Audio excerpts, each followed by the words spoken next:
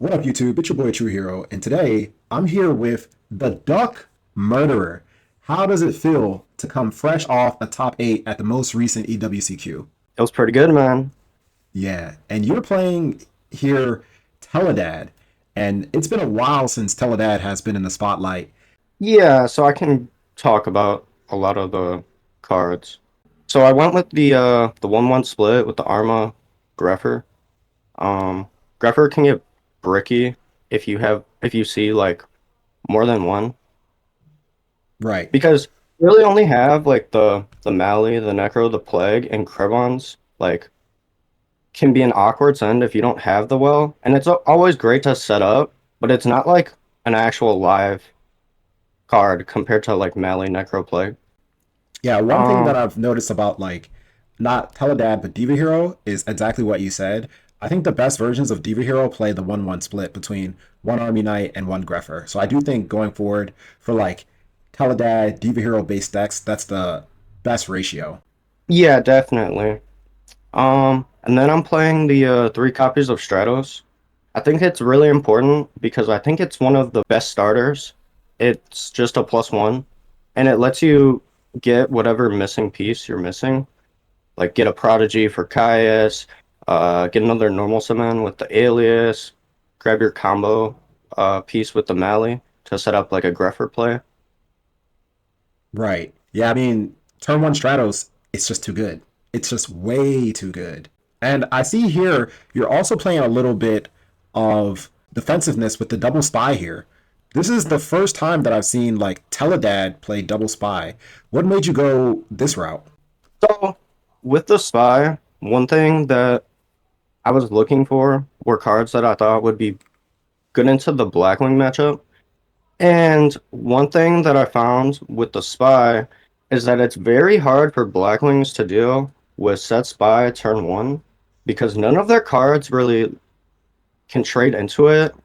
Like they have to use like Kalut or something to get over it, or like Sirocco Bora Pump, and then you still are left with the body. Right. I mean, that's also one of And the reasons why Hamster is so good into Blackwings as well. But I noticed that you decided to go Spy over Hamster because Hamster Radical Caius is really good. But is there a particular reason why you chose Spy over Hamsters? well, the Spy really combos well. It's a dark. It fuels the Dark Creator. It lets you make Tempest. Ah, yes, that's right. That's right. I just thought it was very good. There Yeah, was a lot of times where I would set this, they would attack into it, I'd get a body, and just be able to make a lot of different plays. It's like very low commitment. Like they if they attack into it, it's cool. If they don't, I can like flip it. I can just like attack with the two spies and put like pressure. yeah, it's crazy a card from GOAT format days still has relevance in the Edison meta. As far as monsters goes, I mean, you just mentioned him, but what is going on with the Dark Creator?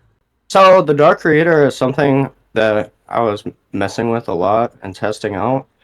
And it's just a solid bomb and it's very strong in the late game. So you can if you're able to like just keep trading resources with your opponent and you're in a low resource game state, like you have 2-3 cards, they have 2-3 cards, you drop this and they just have to like answer it, or you're just like winning, getting a +1 every turn, and you're able to really get value out of things like your Dark Synchros, like something like a Dark End Dragon. Right. Now, what I'm always afraid of, because I think Dark Creator is an amazing card, but I'm always afraid of it being a brick. Did you find it being bricky, or was it actually game winning as you just described? So I've had hands where he can be bricky, but I think other cards can also be bricky, and he's always an allure target, a grapher pitch. True, But true. just being such one card, it just improves my grind potential so much. Like it's such a good top deck. And there's points where maybe he gets sided out versus like oppression, but I think he's still worth running. Okay, cool. There's two more monsters here that caught my eye, and they're both psychic monsters. Mind Master. A long time ago, there used to be like a Mind Master OTK. Do you have any like special Mind Master combos that you've pulled off or can pull off with this deck? Um, yeah. So with the Mind Master, he allows you to do quite a bit. So he's a level one tuner, which is just very strong in general, and it's very flexible. Because one thing I noticed, I was playing Tengu for a little bit, and I noticed that level one tuners are just very strong because they're so flexible and you can do a lot. And then I also wanted to make use of the Mind Master and his effect. So one thing you're able to do actually, you're able to, if you have Mind Master and a Carbons, you can basically you dump all the Carbons and you end on Destructotron. He's a level 4 sidekick. You can with Prio pay 1,000 to target their back rows, and it's not once per turn. Oh wow, that's broken. So pretty much if you have Mind Master, I mean Mind Master is essentially Substitute, right? So if you have Mind Master, then you can send all your Kabans, end on this guy, pop a back row, and then Power Well get like almost all of those guys right back. Well, at least the Krabans back because Power Well says level 2 or lower. So that's like broken. That's broken. The only It downside, also of course, is like it costs a lot of life points, 8, 16, 24 plus 1,000, 34, and then however many Krabans you want to bring back. But like if you have a lot of life points, then they are going to get blown out by that play. Yeah, one thing to note also is the Destructotron isn't once per turn. So they have to bottomless it, and unless you like hit the bottomless, it's just getting so much value. Yeah, And you're probably just going to OTK them that turn.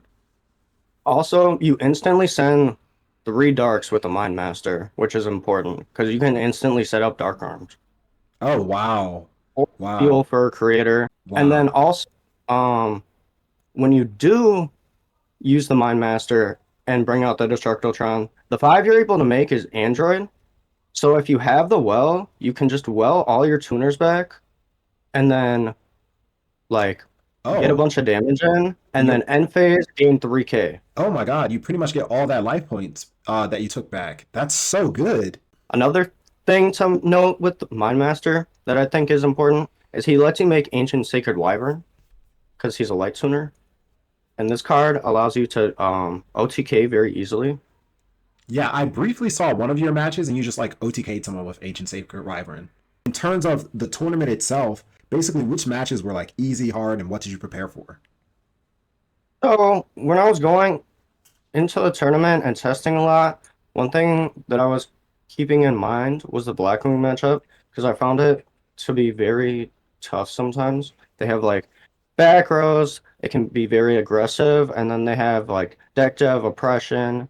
So that was something I was always keeping in mind constantly, as well as I was also keeping the GB matchup in mind.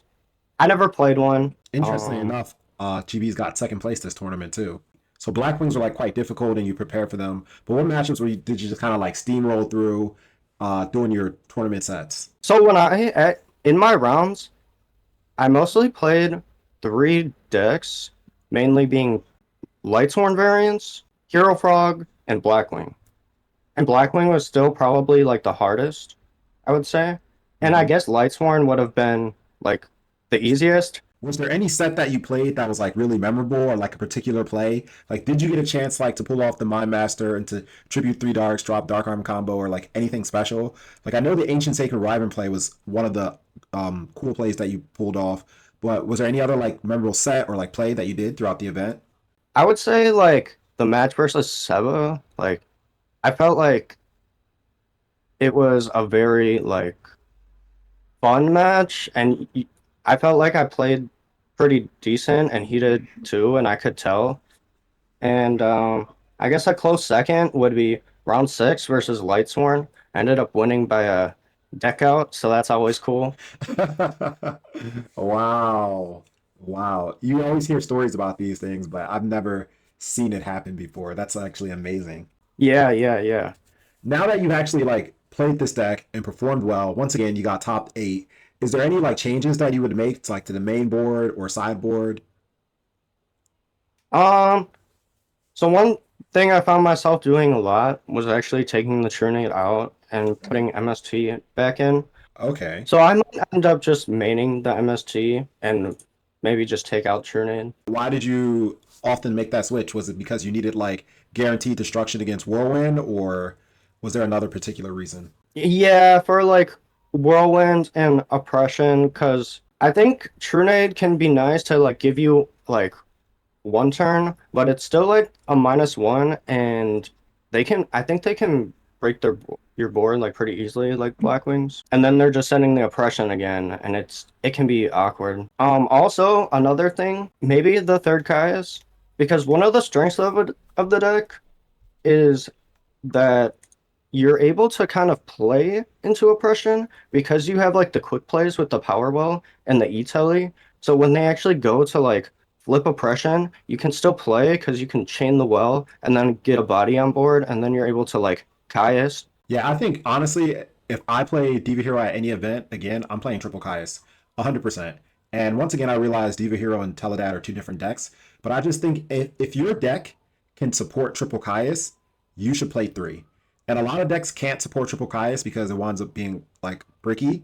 But this is a deck that special summons so much that like you're not gonna have a problem summoning Caius. And also you're playing the spies as bodies. Like I mean, Gore's Caius is also an amazing combo. Brain Control Caius is an amazing combo. E-Telly combo, like you just mentioned. Powerwell Caius. So it's just like, this deck has no problem. I mean, you play Necro, right? This deck has no problem summoning a Caius. So I think Triple Caius is definitely the way. It's just a great generic removal monster. You have problems with oppression, it's gone. You have a problem with synchros, it's gone. You have a problem with anything. Caius just gets rid of everything. So I agree. Triple Caius is the way to go. Yeah, definitely. What about the side deck? Did it perform perfectly well for you? Most of the cards were pretty good. Crow was solid. Vanity's Fiend is pretty solid. Um, Lightning Vortex was pretty good against like the Light Sworn.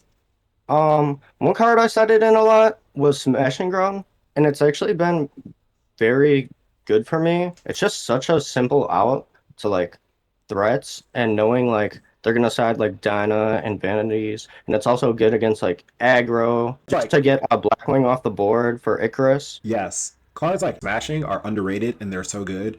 And even like granted it's GBs, it's a different deck style, but Dan Top Deck team, he main decked one Smashing Ground in his GB list. And it's just like the card, as you said, is just such a good removal spell. Like it's always going to hit something.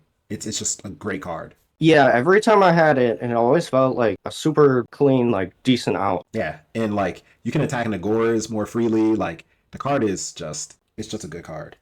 I guess kind of like the last thing I have is what advice would you have for anyone who wants to pick up like Tele-DAD, Wella-DAD, or even in some cases Diva Hero? Like, Um, my advice would be to practice and like study and know your rulings. right, I think there's a lot of important rulings that not a lot of people might know with a deck like this. right. Like, do you have any examples off the top of your head? If not, it's fine. So one thing that I think is pretty big that not a lot of people know is Thought Ruler Archfiend can actually negate Power Wall targeting one psychic in the graveyard. So that's something you have to keep in mind and play around. Oh wow, that's something even I didn't know. That's awesome. Just just like standard Edison stuff, I guess. Yeah. Nothing that a quick Google search can't help. Listen, you know, in 2025, people still don't know how to use Google. And like, one of the reasons why like I kind of asked you this question is because you're someone who was known for playing a particular deck, but since that time, you have topped many events with many different decks, and it's just like you have like a pretty good resume of tops with a variety of different decks. So it's just like you obviously know what you're talking about. So, guys, he says know your rulings and practice. I know it sounds so cliche, but if you want to be like the Duck Murderer, that's what you got to do, right? Yeah. Yeah. Any shout outs to anyone you want to give? Um, Shout out our War League teams, TLM and Minecrush. My crush. All right, then. Well, thank you so much for your time. And I can't wait until the next tournament that you top. Yeah, man. Thanks for having me. All right, man. Peace. Shoutouts to all my current and former members of the Absolute Zero tier. You guys are the real MVP. To everyone else, if you're looking for exclusive content, please check out the Patreon. And remember, there's a hero in all of us. Subscribe or you too will be sent to the Shadow Realm.